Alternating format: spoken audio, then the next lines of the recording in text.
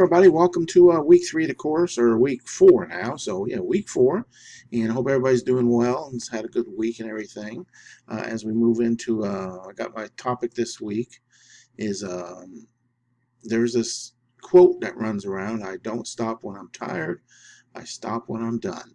And so, as college students, might be easy to say the quote, not as easy to practice it, but that's a point I want to cover real quick. We get tired, or things come up. We work on something just on a weekend, whatever the situation is. But the thing is, one of the things is you do have to take brain breaks. You get tired. Your schedule or your task for the week. You got something to do by Wednesday. You got something to do by Sunday. The advantage of online school is you do have you know a time period. You got 3 days, 7 days. If you find yourself working more than a couple of hours on a particular assignment or something, you need to take a break, because that's just the way our brains work. I mean, you still need to get the tasks done, by the deadline, but no one says you're not supposed to take breaks. And conversations I've had with a lot of students is I'll find here students say, "Oh, I've been on this for 5 hours," and that's 2 hours. That's 3 hours too long. Like I said, our brains just, we get tired. So, recharge, come back, try it later, but plan your week out where you get things done on time. You gotta remember, it's also not it's not a sprint. It's a marathon. This is another one of those quotes that runs around. So, trying to get something done real quick doesn't work either. And it's about finishing the race, the metaphorical race here, about completing the task, finishing what you started, and getting that all done, appropriately on time and so forth, and not quitting or doing it later. I harp about, make school part of what you do every day, not something you do 1 or 2 days a week. And you'll find that it'll come easier to you if you have that habit in place. Using the marathon example of 26 miles, but hey, if you only run short sprints adding up to 2 miles, you didn't complete the task.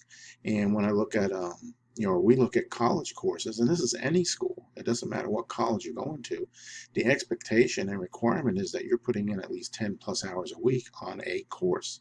That's on a single course. If you have 2 courses, then you're talking 20 plus hours. So I mean, that's the thing. And if you're only putting in 2 hours on the weekend you know, instead of A's, you get C's or B's, and so that's the drawback. And the other thing you have to realize is that you don't have, if you're doing the 2 hour week thing, you end up not having the knowledge that you are claiming you have, that future employers expect you to have. When you get an MBA, employers expect you to know stuff. It's that simple. And there's a certain amount of hours you need to put in to absorb that knowledge. And you know yourself, what you do or don't do. And this goes back to would you hire yourself? That I've done did recently. Knowing your own habits, how you do things. Knowing enough about yourself. Hey, if you're not putting that 10, 20 hours a week in per course, and you're only putting 2 hours a week in, would you hire that person? So, kind of the same analogy. But anyway, so I got a metaphorical obstacle course. Everybody's in an obstacle course of sorts. And in the school analogy, a lot of the tasks you have to do on your own. But there's also, you also need help to get some of these tasks done. You can't do it alone. Faculty, staff, classmates, and also depends on what type of school you're in. When you're in the smaller schools with the smaller class size, you have interaction with faculty. If you happen to be in a school where it's a campus classroom where you got 50 to 100 students, or even if it's online and you got 50 to 100 students to one instructor, uh, there's no interaction there. And so that's kind of a different topic, but that's just an example of you can't do it alone. All right, you're on your very own obstacle course, things going on in your life, all sorts of stuff, distractors. I talked about distractors before. You got to figure out a way to balance it. You got to have balance. If you find yourself only working on school 1 day a week, you don't have balance. You got to figure out a way to be able to do it every day because it's part of your life. And so with that, just don't make excuses or anything. Just and don't be upset by the results you didn't get with the work you didn't do. That's another one of those quotes I like. So with that, don't stop when you're tired. Just stop when you're done, and that is it. All right, so we will move on here to week 3 real quick. All right, just real quick review the project. I had a couple of inquiries about the project, so it's all here in the week 1 description.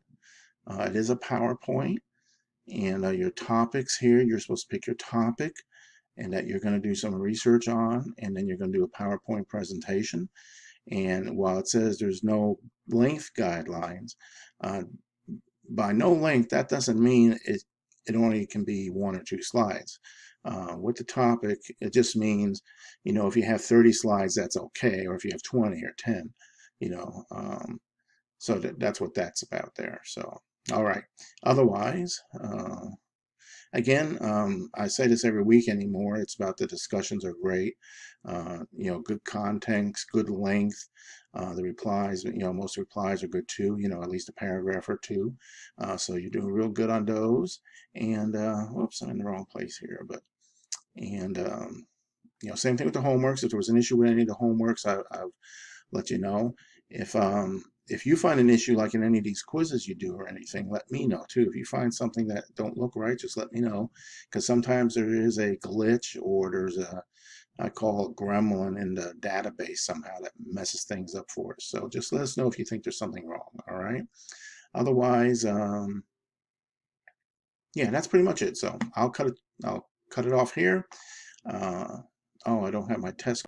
In our test question, I got 2 picks. So maybe you can let me know what you think was going on with the 7-year-old and this is a 7-year-old here, and our 3-year-old. So what do you think's happening here? So otherwise, I'll let you go. Have a great week, and if